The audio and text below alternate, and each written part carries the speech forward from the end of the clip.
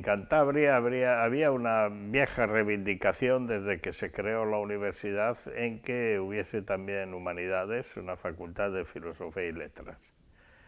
Esta vieja reivindicación se hizo realidad en el año 77, cuando se crea la Facultad de Filosofía y Letras. Filosofía y Letras en aquella época era todas las humanidades, abarcaba todas las materias humanísticas, y se decidió limitarse exclusivamente a la Facultad de Historia y Geografía, frente a presiones locales, sobre todo de que hubiese también filología.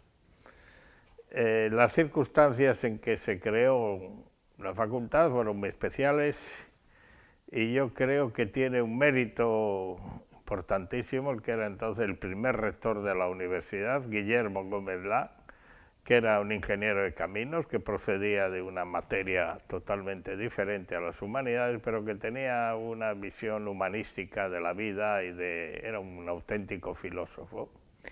Y tuvieron, no sé, inspirados por quién, él y Antonio Cendreros, catedrático entonces de geología, la idea de reclutar catedráticos de otras universidades que estuviesen dispuestos a venir a Santander para poner en marcha la nueva facultad. Y además, dado que el ministerio había creado la facultad pero sin medios, sin dotaciones de ningún tipo, el rector, que como digo era de caminos, desdotó 4 cátedras de caminos para dotar las 4 primeras cátedras de la Universidad de Letras, es decir, de la Facultad de Filosofía y Letras. Y gracias a esta operación que iniciaron Gómez Lá y Cendreros, pues nos incorporamos para poner en marcha la facultad 4 catedráticos de otras universidades, que eran García de Cortázar, medievalista, que estaba en la Universidad de Santiago, Ignacio Barandiarán, prehistoriador, que estaba en la Universidad de La Laguna, José Ortega y Valcárcel, que estaba en la Universidad de Valladolid, en la geografía, y yo mismo, que acababa de trasladarme de Salamanca a Murcia. Acababa de tomar posesión en Murcia y decidí venir aquí porque era mi tierra. Yo era el único de todos los 4 que era nacido en esta tierra. Y ello determinó que la Facultad de Filosofía y Letras surgiese de una manera diferente, muy favorable, respecto a lo que ocurría en todas las universidades de entonces, las nuevas universidades.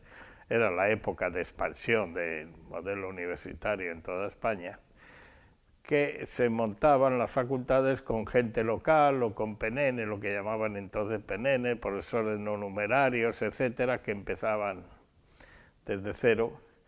Y aquí pues se montó, fue el único caso yo creo en España que primero se dotó de profesorado y después se puso en marcha la docencia y la actividad de la universidad. Por eso esta facultad nuestra de Filosofía y Letras se ha distinguido desde siempre por un alto nivel en campo no solo de la docencia sino también de la investigación, y ha sido en muchos campos, en muchas materias, un referente para todas las universidades españolas.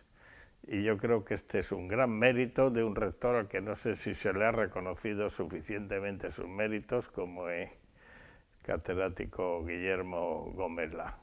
Qué curioso, ¿no? Que viniera de otro ámbito, pero que sí, él viera ahí y encima... Sí, tuvo esa intuición y esa generosidad de desdotar cátedras de su facultad, de su escuela de caminos, para dotarlas de historia. Cuando llegaste aquí, ¿cómo era aquella universidad? Se creó de la nada. El ministerio no le dotó ni medios económicos, ni siquiera edificios. No teníamos edificios. Yo fui, cuando tomamos posesión, los 4 primeros catedráticos, tomamos posesión, si no recuerdo mal, en mes de marzo del 77, acordamos entre nosotros pues que yo fuese el decano, quizá por el hecho de conocer mejor la ciudad y el ambiente y lo que se movía aquí, y empezamos una búsqueda de locales. una búsqueda tanto con el Ministerio en Madrid, que hice yo alguna visita con el propio Gómez Lá a Madrid, como aquí con la alcaldía. Recuerdo que Juan Ormaechea nos ofreció el Palacio de la Magdalena, pero fue rechazado porque era solo para el invierno, había que desalojarlo en verano, y era un edificio histórico-artístico, y meter allí, pues no sé, estudiantes de toda carrera era un peligro, digamos, para la conservación del palacio. Es decir, no era. Yo intenté, también me reuní con el obispo para intentar el edificio de Corbán, que estaba igual que ahora medio vacío ya, se denegó, y después se acordó una solución provisional, que fue instalarnos en la Facultad de Medicina. La Facultad de Medicina disponía de unas salas, unos amplios locales, una ala entera que no utilizaban, y de acuerdo con el decano de Medicina de entonces, que fue también muy generoso, estuvimos los primeros años en la Facultad de Medicina, hasta que años después, pasados unos 8 o 10 años, no recuerdo bien, se inauguró este edificio llamado interfacultativo, porque aquí nos juntamos 3 facultades: Filosofía y Letras, Derecho y lo que entonces era Magisterio y hoy día es Educación. Hasta que después Derecho se trasladó a otro edificio nuevo y hemos quedado como hasta ahora Filosofía y Letras y Educación. Pero esa falta de edificio, esa interinidad demuestra, pues eso, la escasez de medios, de recursos que había entonces en España en general, en el ministerio y en todo. Sí, se hacían las cosas con mucha alegría por parte de las autoridades políticas, tanto locales como nacionales. Es decir, satisfacer las demandas populares, más o menos, o de ciertos medios, de tener centros universitarios, pero no dotarlas ni de medios, ni de edificios, instrumentos adecuados. Es más, respecto a este edificio, puedo decir, lo recuerdo porque yo fui protagonista, que siendo yo después consejero de Educación y Cultura del primer gobierno autonómico de Cantabria, en el año 82, fue cuando el ministerio decidió construir este edificio. Pero el terreno tenían que expropiarlo el ayuntamiento y pagarlo a medias ayuntamiento y gobierno regional. Yo me entrevisté con Juan Ormaechea, alcalde entonces, dijo que él no tenía un duro, que no tenía dinero, que él no podía pagar nada. Tenían que pagar 7 millones de pesetas, era una cantidad simbólica cada uno, porque este terreno era campus, estaba declarado en el plan de urbanismo como campus, pero no sabían expropiar los terrenos y cada nuevo edificio había que proceder a una expropiación. Ormaechea se negó a pagar la expropiación y entonces yo, por mi condición de profesor y de la universidad y de acuerdo con José Antonio Rodríguez, que era el presidente, decidimos pagar los 14 millones que significaba la expropiación para construir este edificio, que de otra manera no se hubiera ni siquiera construido, porque no había dinero para expropiar el terreno, este terreno. Eso demuestra un poco que es como se iba improvisando generalmente todo, salvo lo único que no se improvisó y fue el empezar primero con los profesores y después con las enseñanzas y con cierto retraso con el edificio. Que al final lo que vemos también es que la intención o el aval de los políticos regionales, ¿no?, ha sido también clave para que esto haya podido ir creciendo poco a poco. Bueno, no sé hasta qué punto. El aval de palabra, después con los hechos muy poco, creo que muy poco. Porque la facultad nuestra, antes de optar por este edificio, y en esto sí que hay que reconocerle el mérito a Juan Ormaechea, nos adjudicó lo que era el edificio Las Salesas, donde está hoy día los tribunales de justicia. Ese edificio lo había hecho, era propiedad del ayuntamiento, del antiguo convento de Las Salesas, que lo había cogido el ayuntamiento a cambio de permitir construir en la huerta, en el campo que tenía detrás, y nos ofreció ese edificio para sede de la facultad. y de hecho se inició y se hizo un proyecto de habilitación para la Facultad de Filosofía y Letras. Pero ese proyecto se quedó corto con el paso del tiempo, recuerdo que eran 40 millones, y había que hacer un reformado total y empezar de nuevo.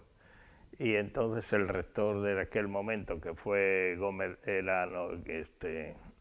José Miguel Ortiz Melón, optó por ceder al ayuntamiento el terreno, es decir, renunciar a las salesas a cambio de integrarnos o venir a este edificio interfacultativo. No sé, estos avatares demuestran cómo se iba improvisando sobre la marcha sin que hubiese ningún proyecto unitario. Es más, no sé, ahora que se está celebrando el 50 aniversario se habrá salido a relucir, pero el plan inicial para poner la facultad de filosofía, no la facultad, toda la Universidad de Cantabria, era el terreno que hoy ocupa el complejo polideportivo en la Albericia, que era un antiguo campo de aviación. No sé, los jóvenes no lo habéis conocido, yo recuerdo que era un campo de aviación, de avionetas en la guerra y tal.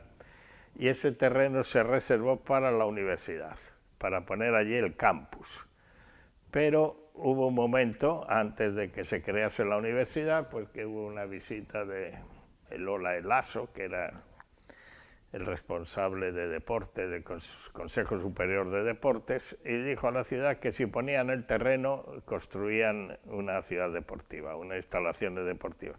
Y entonces el ayuntamiento optó entonces por ceder ese terreno que estaba destinado a universidad para lo que es hoy en día, que es el complejo municipal de deportes.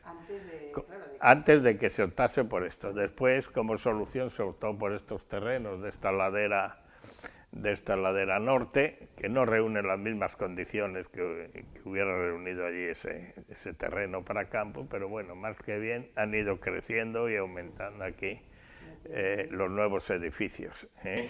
Bueno, y volviendo a eso, a aquel momento en el que ya se incorporan los estudios de la Facultad de Filosofía y Letras, ¿fue aquello ya la consolidación de que esto era una universidad ya? Bueno, el hecho de que hubiese filosofía y letras ya le daba otro carácter. Antes era una universidad puramente técnica, que primero había nacido con la Escuela de Caminos como una sucursal de la Escuela de Caminos de Madrid, después había creado la Facultad de Ciencias, después existía ya la Facultad de Medicina, poco tiempo antes, y después por fin ya, con tener una Facultad de Filosofía y Letras humanística, pues ya un poco se completaba el círculo universitario de tener diversas gamas o de que no fuese una universidad politécnica, sino una universidad en todo el sentido de la palabra.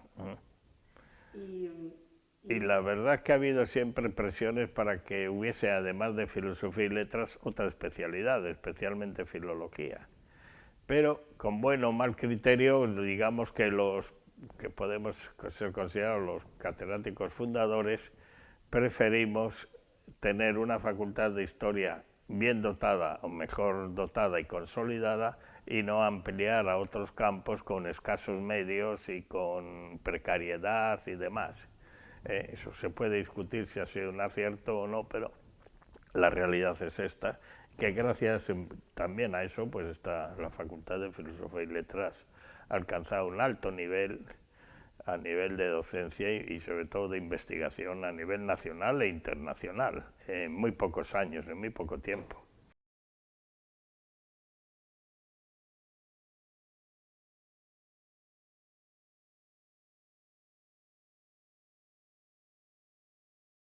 Sí, es decir, yo, que fuimos un poco los padres fundadores, pues no sé si se nos reconocerá o no, porque después las cosas se olvidan, o no, la historia se pierde, pero eso es la realidad, es que tenemos una facultad muy buena, con prestigio, y la muestra pues una de las muestras es la propia biblioteca universitaria que tenemos aquí, una biblioteca que se ha hecho en muy poco tiempo, partiendo de cero, partiendo de la nada, y debe haber ahora unos 100.000 volúmenes en la biblioteca de este interfacultativo.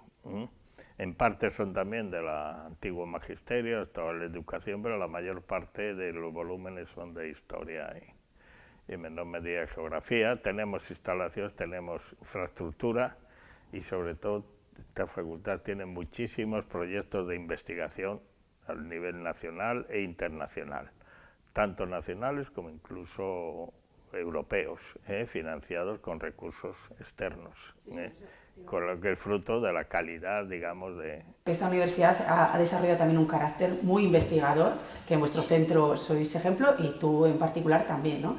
Es que también es clave, ¿no? que esa docencia de excelencia ya ha ido tan unida, ¿no? a seguir la investigación, ¿no? A potenciar la investigación. Es decir, el hecho de presentar o partir ya con una base de profesores ya consolidados ha facilitado muchísimo este hecho, el que sea una universidad eminentemente investigadora y con relaciones académicas no solo con otras universidades españolas, sino también con muchas universidades extranjeras y de prestigio.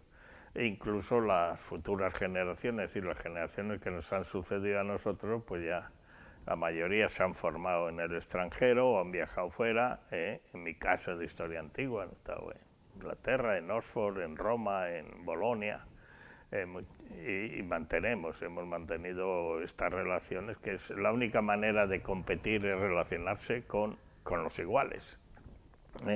Porque en esto de la investigación yo lo suelo comparar con las ligas de fútbol. Se puede competir en primera división, en segunda o en tercera división, y cuando compites en primera tienes que competir a nivel europeo y americano, Estados Unidos, es decir, con otras universidades que están en un alto nivel.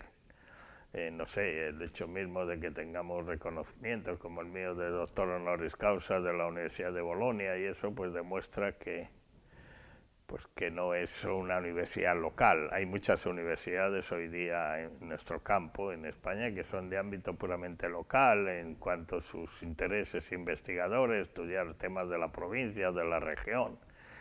Aquí nos hemos abierto desde muy pronto a Europa y a investigación de ámbito internacional. Un deseo para los próximos 50 años de la Universidad de Cantabria. Yo siempre suelo decir que para mí, como profesor universitario, mi mayor orgullo es que mis discípulos me superen a mí, que sean mejores que yo.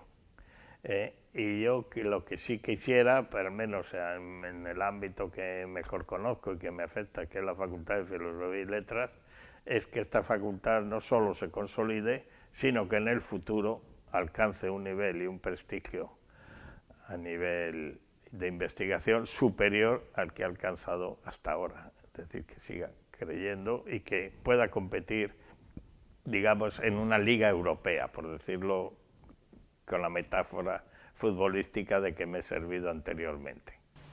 Muy bien, Ramón. Pues yo creo que está listo.